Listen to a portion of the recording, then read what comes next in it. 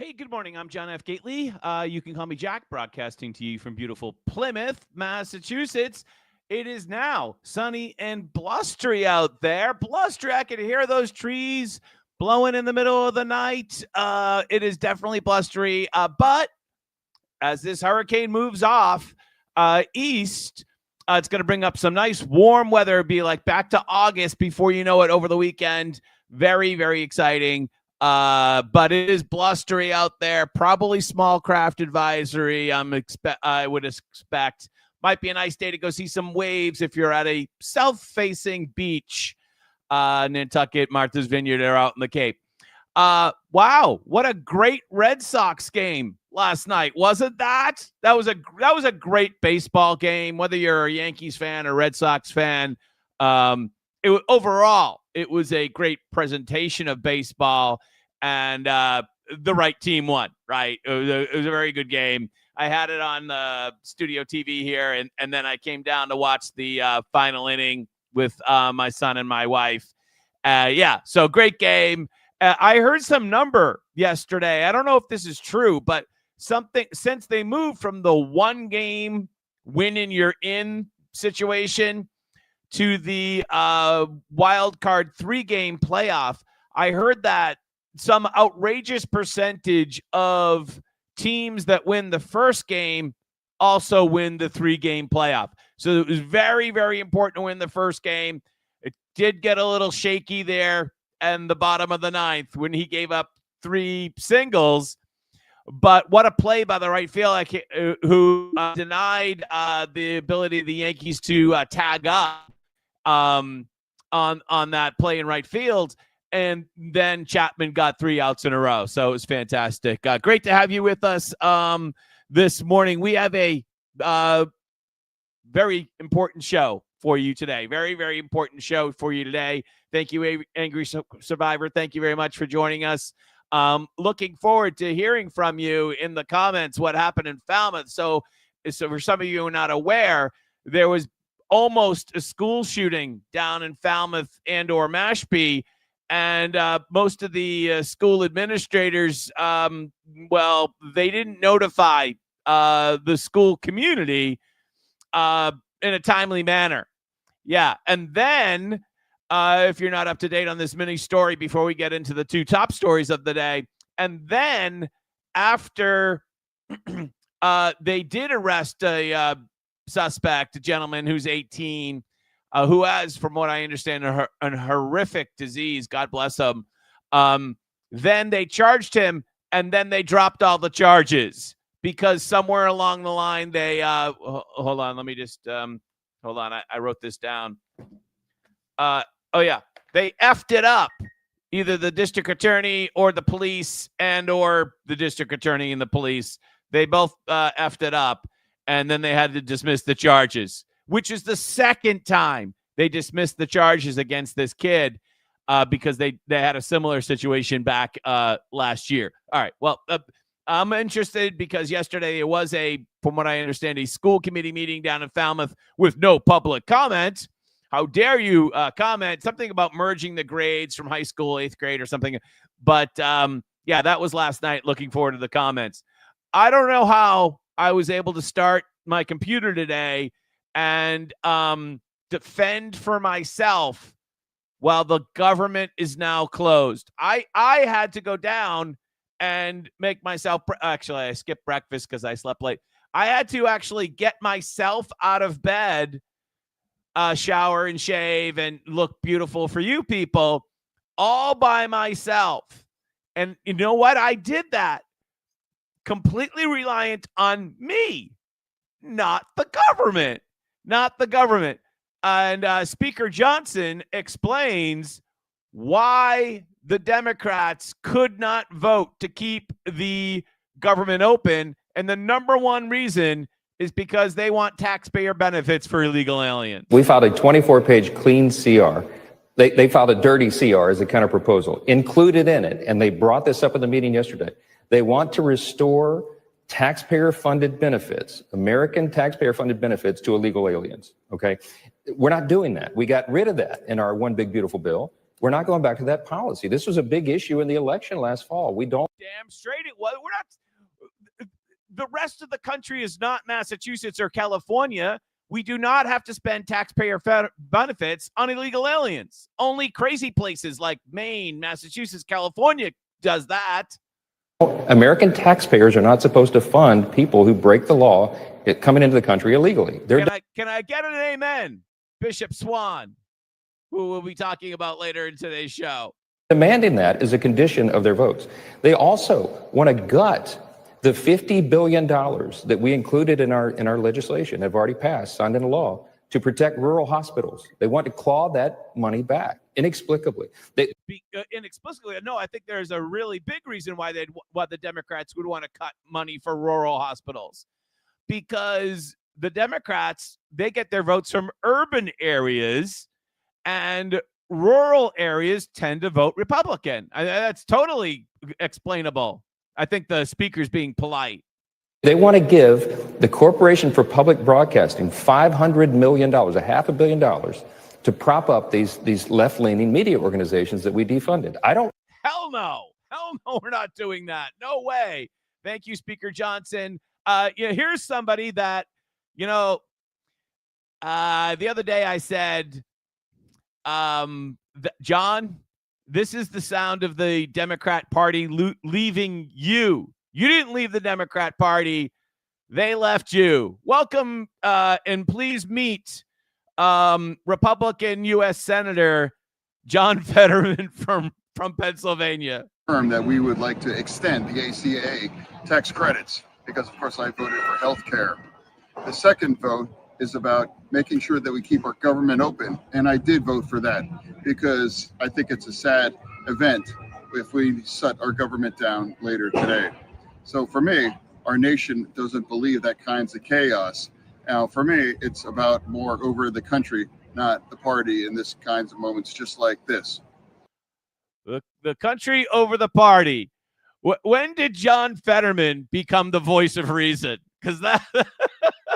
Like, really? The Democrat Party has completely lost its entire sanity, that the only sane guy they have is John Fetterman. You can't make this stuff up. Like, as you know, I used to be a Democrat until I took a decade off from politics, woke up in 2009 when Twitter started to become a thing. And I said, oh, I could do politics as a hobby on Twitter. Look at this. And then I realized, holy smokes, I'm a Republican, right? All of a sudden, I was ahead of the curve on the shifting of the Overton window. I could see where that was going even back in 2009, early 2010. I could see that the window had shifted because I had basically closed the window for a complete decade. It was like I was locked away from politics, just quit politics altogether. From, say, 2001-ish to 2009-ish, 8 or 9 years. And then I looked around and I was like, what the hell happened? So because I didn't see it gradually, like the frog being boiled, I kind of got the 2001 to 2009, oh my God, it's like I was in political jail. I didn't do any politics for 8 or 9 years. And then I woke up in 2009. I was like, from my long nap, Rumpelstiltskin nap. And I was like, oh my God, what just happened? Because incrementally, you might not notice it on a day-to-day or year-to-year basis. But if you take 8 or 9 years off, you're like, whoa. And so I saw this Overton window thing shift before most of you people, only because I had taken a lot of time off from politics, which is probably a good thing. But yeah, I saw a lot of people. How do I want to say this? Be like, what happened to the Democrat Party? Because I just consider myself really like a Reagan Democrat or President Kennedy Democrat. Certainly after Monday night, Republican Town Committee here in Plymouth, I'm not too proud to be a Republican after what I witnessed in the Republican Town Committee on Monday night. Maybe we'll get to that. I hope I don't have to get to that. I would hope that leaders of the Republican Party would realize that they need to take some action to correct what happened on Monday night. But if they don't, then maybe we'll have to get into the details on that. We'll hold off on that by now. I'm giving some folks a chance to do the right thing. Hopefully they will take the chance, but the window is closing very rapidly before we kind of get into the details on that. In the meantime, yesterday I told you that the poll results from the UNH poll showed that short sleeve had 31%. Keneally, who is fading, had 22%, and 47% of people in the UNH poll were still looking for another option. We're still looking for another option. Take a listen. I hate that phrase, but I think it is directionally correct. My casual, I guess it's more than a casual observance, but my observance over the last, I say, like 6 weeks is that short sleeve has surged a little. I think that's fair. I think short sleeve's been running a decent campaign in the last 6 weeks or so, a little bit. And he kind of started a little bit later after Keneally. But my perception is, in terms of the number of appearances, in terms of the messaging, he's surged a little bit. And that seems to be reflected in these numbers, if they're directionally correct. It also seems to me that there is a massive amount of people out there that would be interested in a different candidate, right? That would be interested in the different candidate. There is a massive amount of people that are interested in a different candidate. I do believe that is true. And this morning, we have a different candidate. Let's take a quick look. This is a 2-minute announcement video. It probably goes on 30 seconds more than it needs to, but let's take a listen. I was 12 years old. All right, we're into this 4 seconds, and it's all right. Just putting on my video editor hat. It in 4 seconds, it could have been a little quicker. The first 4, if I was doing my Mr. Beast analysis, you probably should have started with this frame and skipped the first couple of frames. First 3 seconds, you didn't need that pan up. Just to, just to let you know. When the gas crisis hit, stations like this had cars lined up for blocks, families waiting, hoping not to run out. So my mom made the coffee. I loaded up my red wagon and sold it car to car. It taught me when there's a problem or opportunity, step up. I got to tell you, I totally identified with that story as a little miniature entrepreneur. I had this sledding hill across the street from my house. You might remember we had this thing called the Blizzard of 78, and the whole town showed up to sled. What did I do? I sledded a little bit, but you know what I did? I lived across the street. My parents helped me, and I made hot chocolate and brought it across the street. We had it in this big giant thing, and I sold hot chocolate at the top of the sledding hill, and marshmallows were included. My father told me, he says, "Dad, should marshmallows, should I charge 5 cents for a regular cup and 10 cents if you want marshmallows?" And he was like, "No, just charge 10 cents. And if they don't get marshmallows, you make the extra profit anyway." Oh, brilliant. And so, I totally identify. So I sold hot chocolate at the sledding hill. This guy here, who I've never met and never spoke to, I can barely pronounce his name. This guy here, he sold coffee while people waited in line to buy gas, which I also distinctly remember back in, say, what was that, 73, 75 or something. All right, back to the video.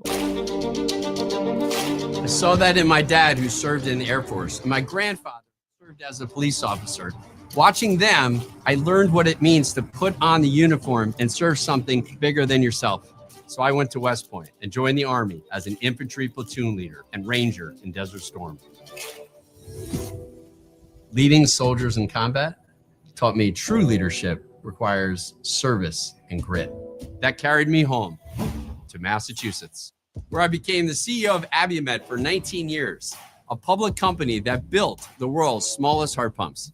We saved hundreds of thousands of lives, created thousands of jobs, and when Washington tried to crush our industry with a medical device tax, we fought back and won.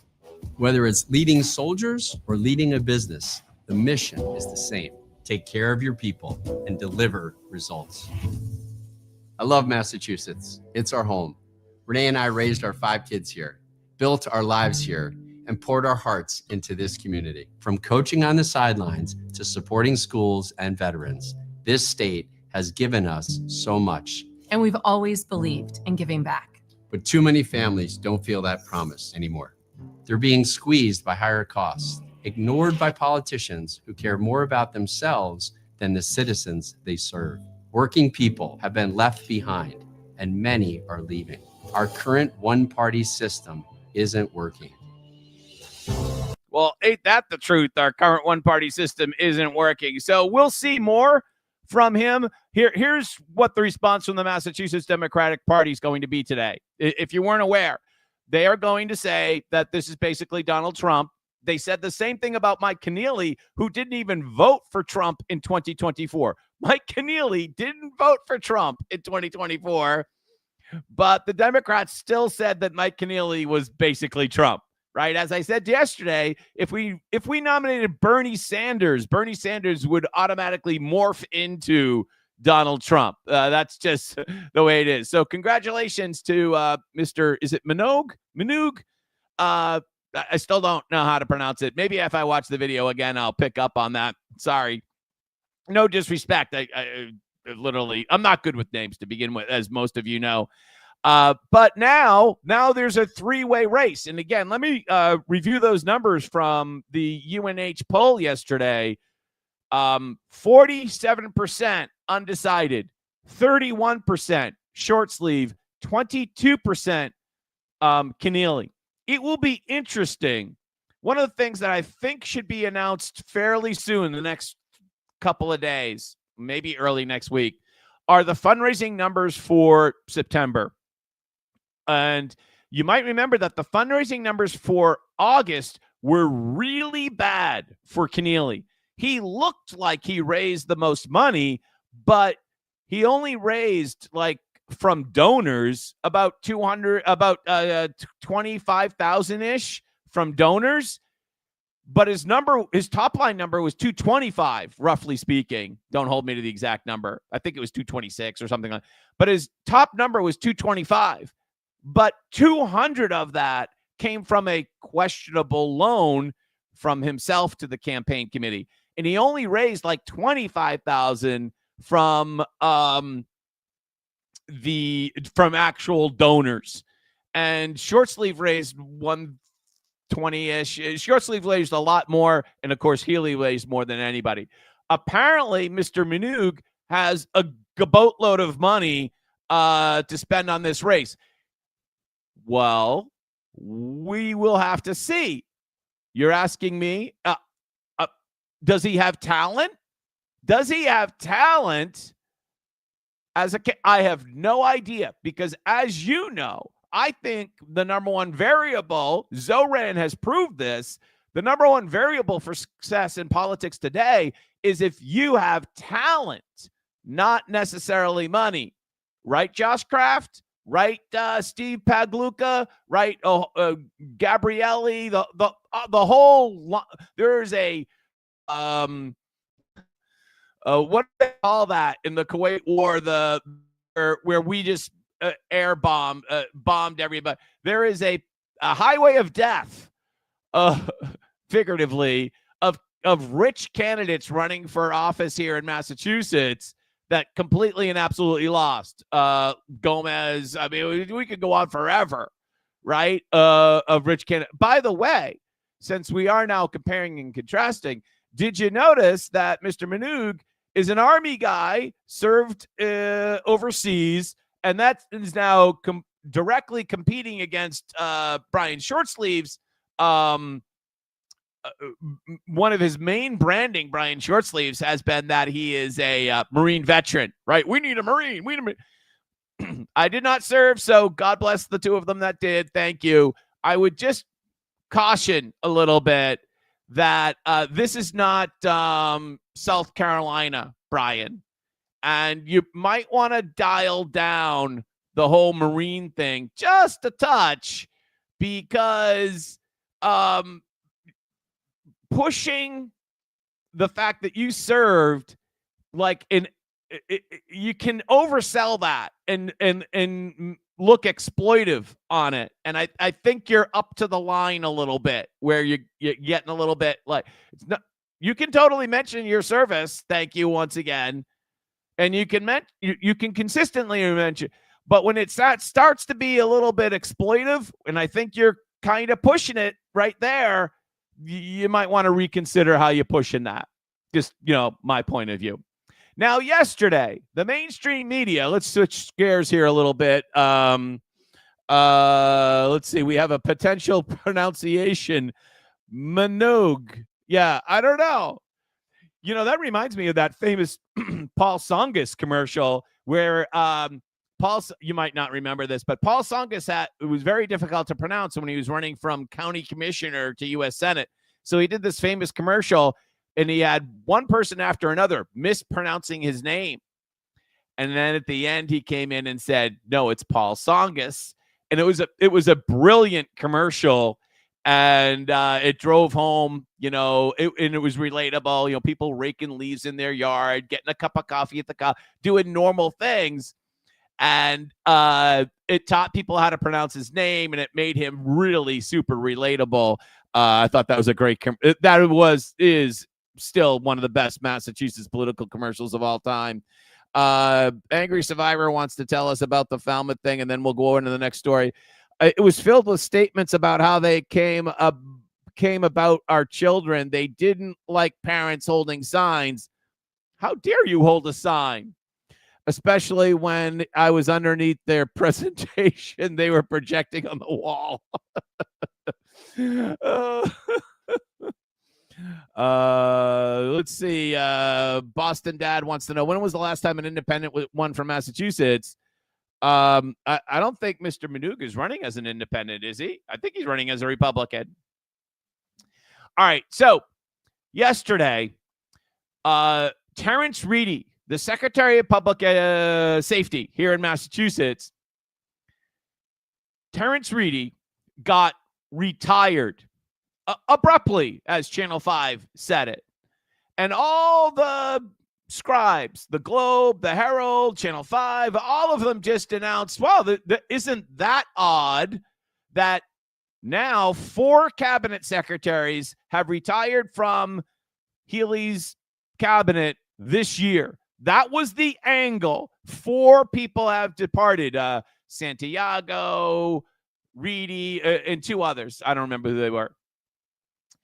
I was like, why can't we get Monica Tibbetts Nutt, Tepper, and that climate nut lady? Why can't we get them to retire?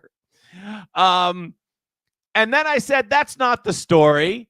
That's not the story. And because I have a real life and I had to do some other stuff, it took me a couple of hours before I got done with my real business, because this is just like a hobby at this point.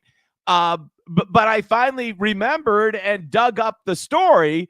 The real story is not that Governor Healy announces the retirement of Public Safety Secretary Terry Reedy. That's not what happened. What happened was that if we go to the Washington Free Beacon, Terry Reedy sought approval to denounce colleague who said Charlie Kirk had it coming.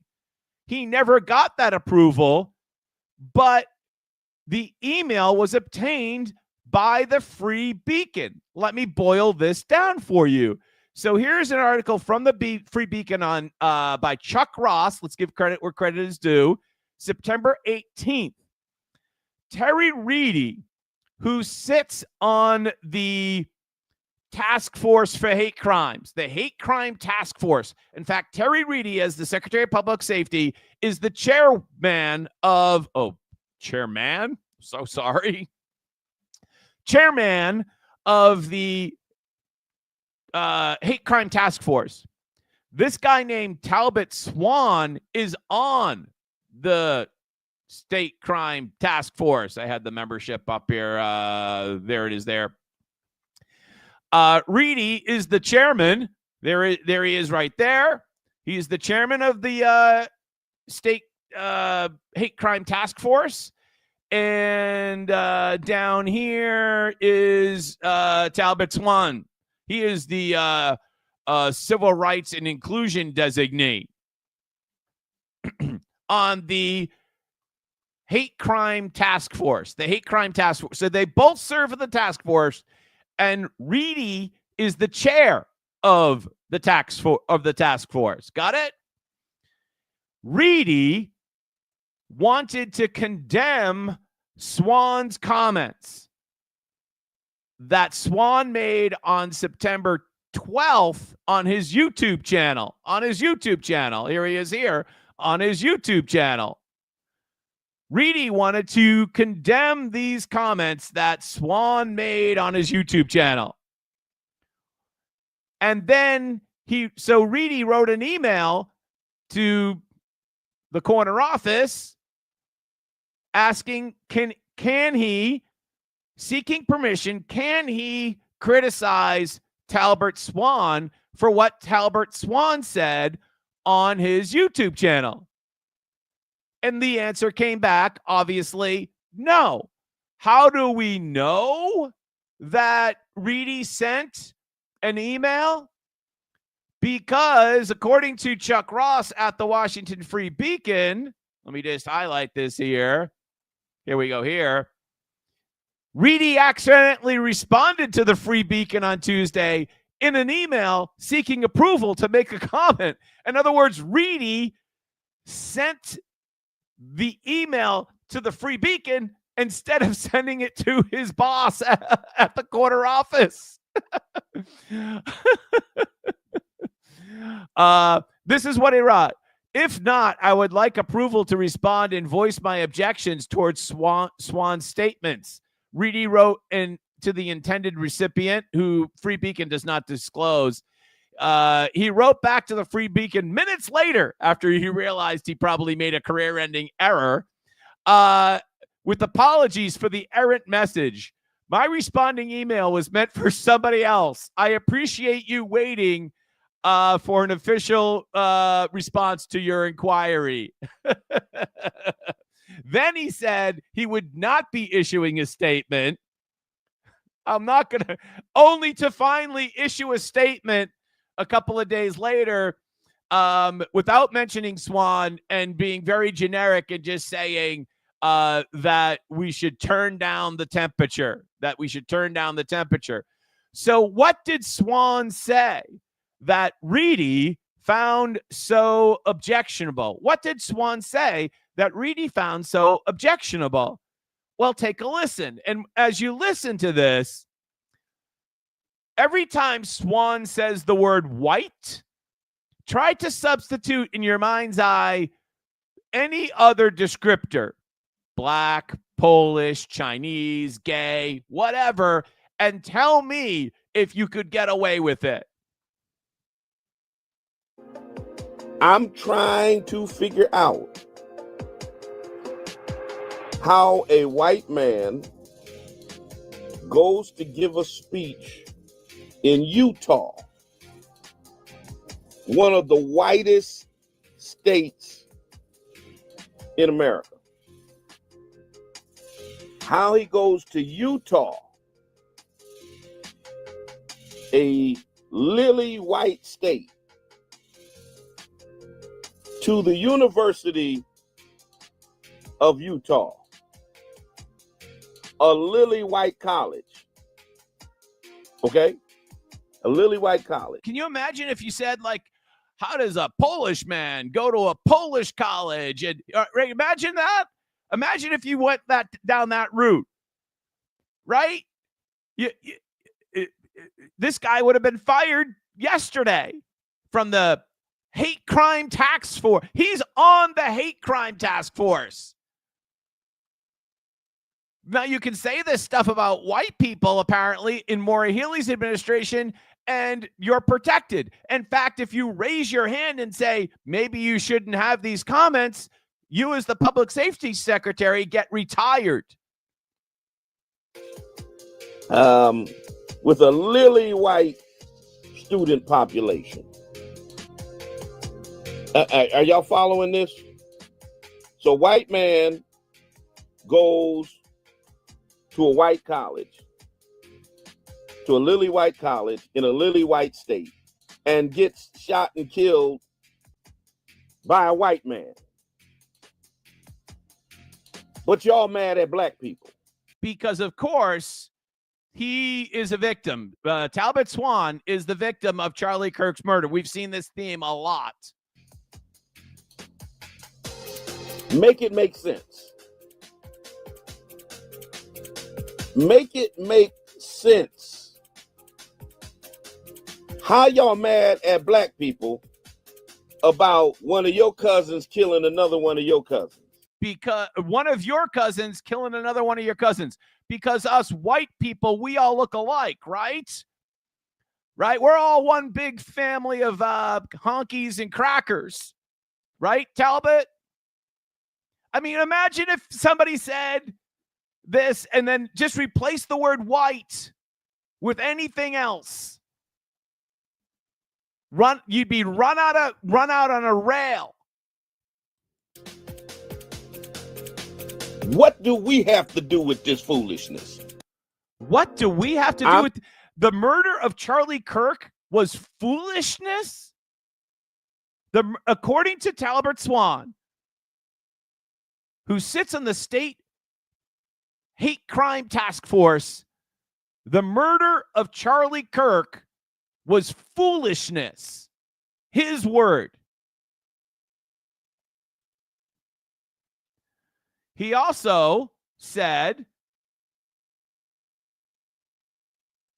that he's had enough of black people that are mourning and or supporting Charlie Kirk. Take a listen. Oh, wrong button. Here we go. Now, we're going to talk about Charlie Kirk's death. We're not going to celebrate it. But you're not going to gaslight us into mourning him either.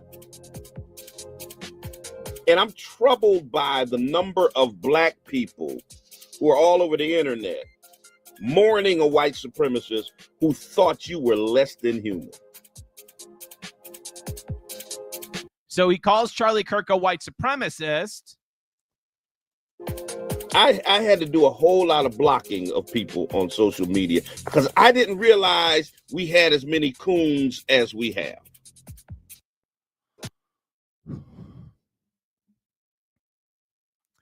Tell me who's the racist now? I think I've lost track.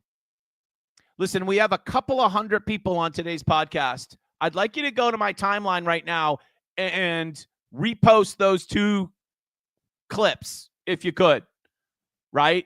Because the one guy in state government who was a holdover, by the way, from the Baker administration, the one guy in state government who actually wanted to speak up and condemn these comments, the one guy who asked for permission to do that, he got wicked fired yesterday. And instead of firing Talbot Swan from the hate crime task force, Maura Healey fired the guy that complained about Talbot Swan. That's what happened.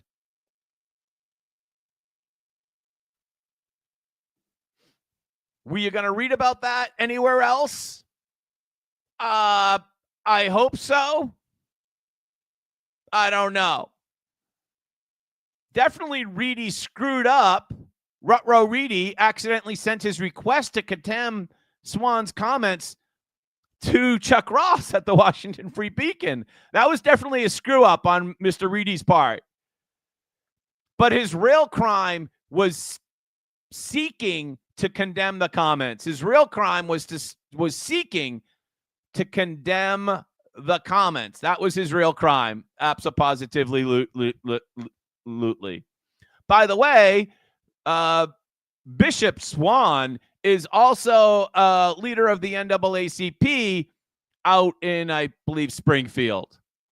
Talbot Swan calls black supporters of Kirk, quote, coons. Vile, vile, vile. Please go to my timeline and retweet these sound bites. We have several hundred people, even if, yeah, go right ahead. Please do that. It was disgusting. And the guy that stood up and tried to say, maybe we shouldn't be celebrating that guy, he got wicked fired. Terrence Reed, he got wicked fired. Probably also because he was stupid and he sent the wrong email to the wrong person. By the way, Bishop Swan, he's not upset in any way about or embarrassed in any way about the video. The video is still up on his YouTube channel. You can go watch it on his YouTube channel. I wonder how long it will stay there. Probably he's not ashamed in any way, shape, or form for his comments, nor does he believe that his comments reflect poorly on the governor or in the Commonwealth of Massachusetts. So those comments are still up there. Let's see any other comments that we have. Oh, we had some here. Let's see. Good morning, Buck. Thank you very much. Buck, did Minogue vote for Trump? I don't know. I think he did. I don't remember hearing anything about Trump in that video. But as I said, if we nominated Bernie Sanders would basically be Trump, right? So my opinion is we should lean into the whole Trump policies because only by being like, I don't know if you know this, but the Trump policies are actually popular. Hello? Yeah. So, and no matter who we nominate, they're going to say we're Trump anyways. I would just own it. That's just my point of view. And hopefully this guy has got some talent, in fact, but that's yet to be seen. That was a highly produced video, very well done, but highly produced, and we'll see how he is on his feet. That was under Jimmy Carter, the oil thing. No, actually, I believe that was under Ford and Nixon when you waited in line for the gas. I believe that was under Ford and Nixon back in the, that was Ford Nixon. Carter came into office in January of 1977, and I believe the gas lines were over by then, right? Carter got elected in November of 1976. Office is in January of 1977. That's my recollection on the dates. So I think it was Nixon Ford, if I'm not mistaken. Somebody can fact check me on that. Yesterday, the Trump administration set a warning shot across the bow of the Commonwealth of Massachusetts. You see, the Commonwealth of Massachusetts has a policy right now, whereas if you adopt a child, foster a child, you are required to affirm the transgender identities of that child. And it is now the Trump's official administration position that is a violation of the First Amendment. And I think what we're seeing here from the Administration of Children and Families is a letter from Andrew Gradenson, the acting assistant secretary or whatever. What I think we're seeing here is laying down a warning shot. And so basically, from a legal perspective, you probably have to give some type of warning before you sue and or cut off monies. And I think that's exactly what they're laying the groundwork here. So right now, the Commonwealth requires a foster parent to affirm the transgender identity of the child that they're fostering. And the Trump administration is rightly taking aim at that provision of Massachusetts practice here in Massachusetts. Up next, there we go. That's better. Chris Van Buskirk, who I actually did finally meet at the State House a couple of weeks ago, warning us here that the revenue commissioner, Jeffrey Snyder, said Massachusetts could lose $650 million in lost revenue in FY26 because of tax code changes in Trump's big, beautiful bill. The prospect of losing that cash is daunting. All right, so what's really happening here with our state finances is that we're built on a house of lies, right? Right. That's exactly what's happening.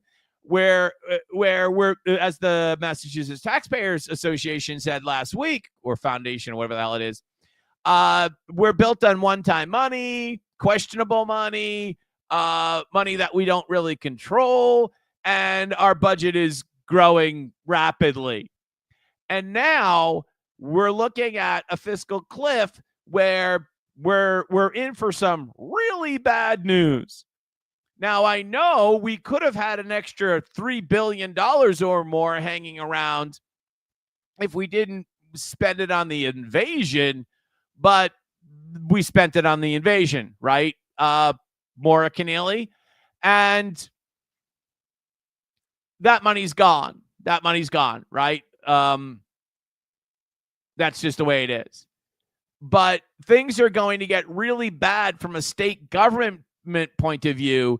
And that's why you see a lot of pressure to raise taxes every which way and or fees, right?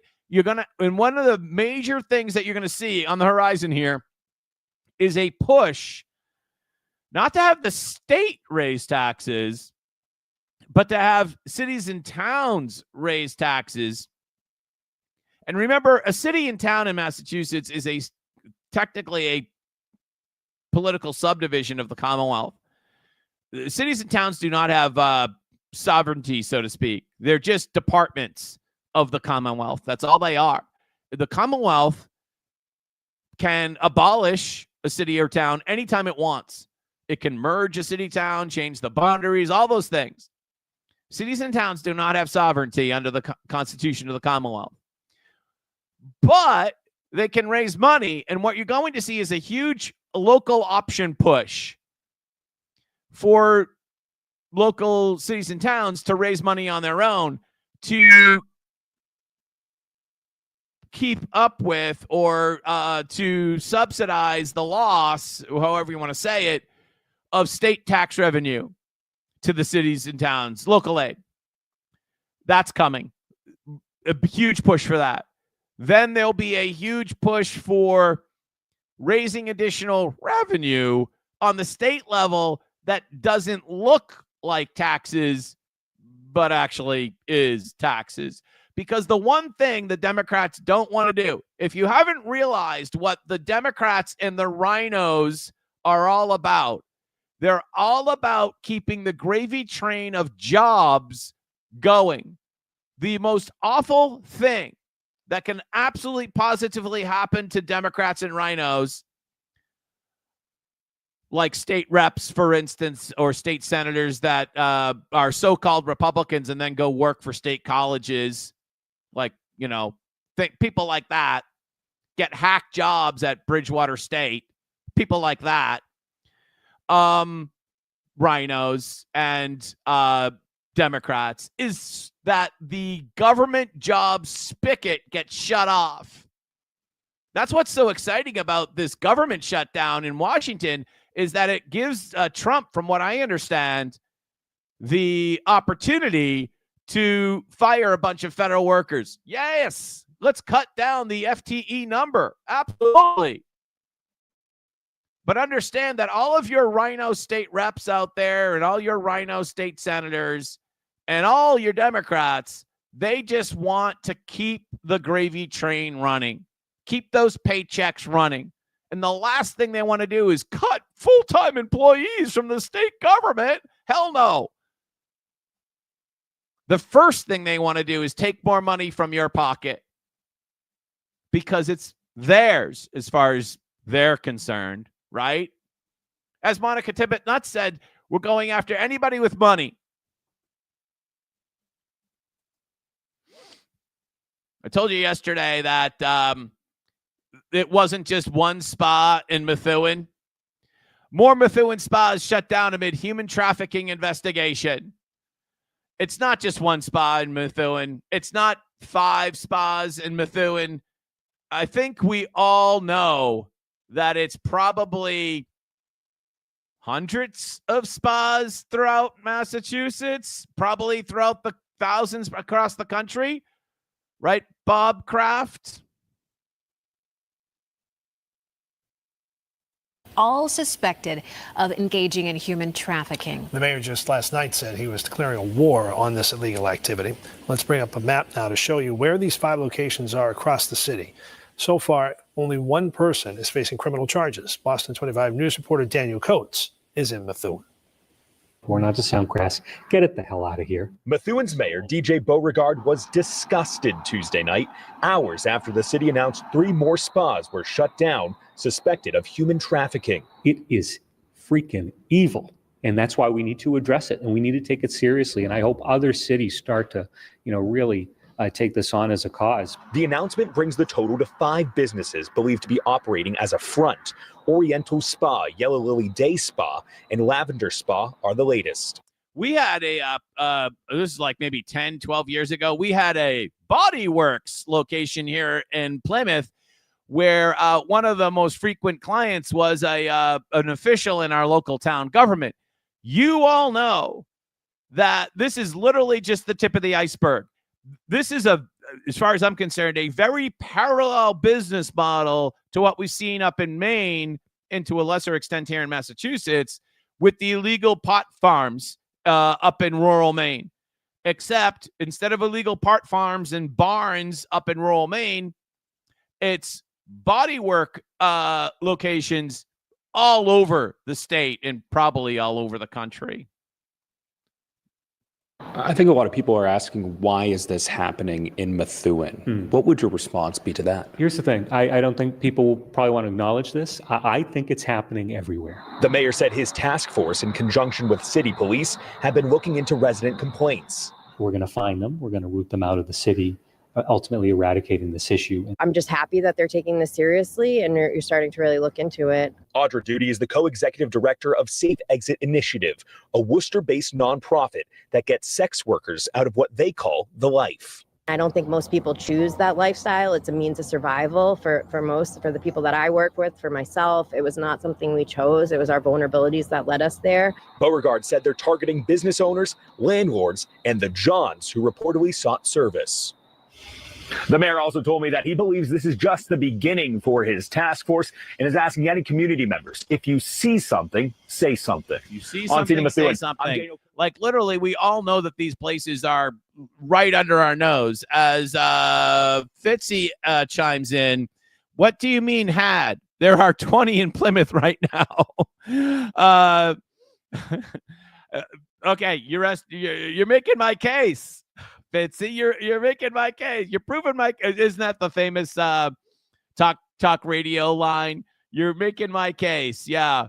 And I do believe with the Methuen mayor that this is not a Methuen thing. This is probably everywhere. I do agree with the Methuen mayor on that. They are. I think they're 100% right, because I think it would be unfortunate if Methuen kind of got some type of special stigma because of this. That would be unfortunate, because I do believe this is widespread. They might have been driving the bus to Methuen. They had this big bus, like Plymouth and Brockton Logan Express bus thing that was making routine stops at the Methuen Day Spa full service. But if you're sending up a bus from New York, you're probably making multiple stops. It's disgusting and vile is what it is. Yes. Mass Daily News with a good write-up about what happened here. Feds bust pump line pumping Massachusetts driver's licenses to illegals. So this guy, and this has been covered, but he finally got sentenced. And what he got sentenced to was 290 days, which is basically time served. And now he's going to get deported. But he was running a scam for driver's licenses here in Massachusetts. I know it's hard. It's hard to conceive that I was told that this was not possible. And don't you ever link the day spa story that we just did to this story here. These stories have nothing in common. Apples and oranges, they have nothing in common. Massachusetts driver license law for illegal immigrants, sold by Beacon Hill as a road safety reform, has blown up into a federal fraud scandal. Prosecutors say Bay State became the ground zero for a multi-year scheme that churned out hundreds of licenses for illegal aliens in the Northeast. 290 days in jail, which he already served from what I understand. Admitted to conspiring to obtain driver's licenses for more than 1,000 ineligible applicants at approximately $1,400 a pop. $1,400 a pop. We can get you an illegal license. Which, of course, you're not going to take that illegal license and go vote. No. You would never take your illegal license and use it to register to vote. No, you wouldn't. No. You wouldn't do that. No. You would absolutely not use your illegal driver's license to register to vote. Everyone knows that voter registration here in Massachusetts is locked down tight. Everyone knows that when you move from one town to another, there's a record of that. If you've registered in one town and then went to go, register in another town, that's easily obtainable. Right? That information is easily obtainable. And no one would try to vote in a town they did not live in anymore. Would they? Let's see if we have any more comments. Let's see. Fitzy says, legalize it. It's the only rub. All right. Well, Fitzy wants to legalize it. That's a controversial position. I believe that's Zoran's position. So welcome to the socialists. Fitzy says he's talking about rotation of girls as they move around the country in different places every few months, right? And from the driver's license, all sorts of bad things happen from there, right? We've seen that happen with the CDL truck driver situation, right? Where we have people getting driver's licenses in Maine, Massachusetts, New York, and then using the reciprocity between states to go drive trucks in other parts of the country, and bad things happen. We've seen that. There's been a whole rash of those things going on. All right, it's been great to be with you today. I know somehow you'll get through the day with the government shutdown. I don't know how we're going to make it. We might have to depend upon ourselves to survive. In the meantime, go tweet out or repost those Talbert Swan quotes for me. Thank you very much. Have a great day. Bye-bye.